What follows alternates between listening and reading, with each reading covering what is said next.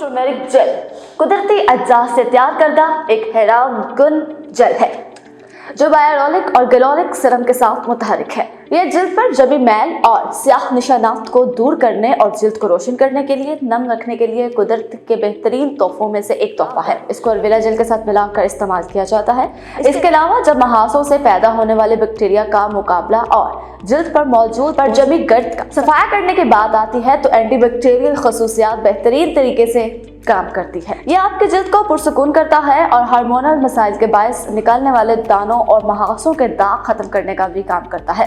Jail आपके जिल्द की कुदरती चमक को बहाल करने और दाग जिल्द में से खत्म करने में मददगार साबित होती है। जिल्द की नामहमर सतह को बेहतर बनाने और अपनी जिल्द को रोशन रखने के लिए इस जेल का एक चाय का चम्मच संदल पाउडर के साथ मिलाकर एक पैक बना लें। इसे 10 मिनट के लिए मुंह पे लगाएं, अच्छे से लगा लें, मसाज नहीं करना और फिर नॉर्मल पानी से 10 मिनट के बाद धो लें। जख्म के निशानात के लिए, ब्रेकआउट को ख़त्म करने के लिए, एक्मेज़मा और चंबल के निजात, महासों से दाग को कम करने के लिए, स्याह हल्कों में कमी आपके चेहरे को दे एक नई उजली और झलक, ये सब के लिए बेहतरीन साबित हुई है।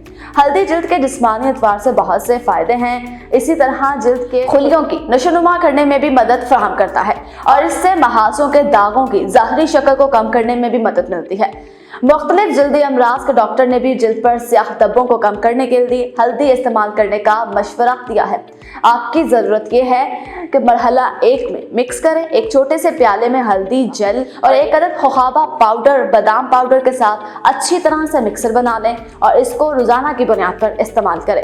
मरहला नंबर 2, अपने चेहरे का मास्क लगाने से पहले किसी भी मेकअप या नजासत को दूर करने के लिए अपने चेहरे को धोकर खुश्क कर लें।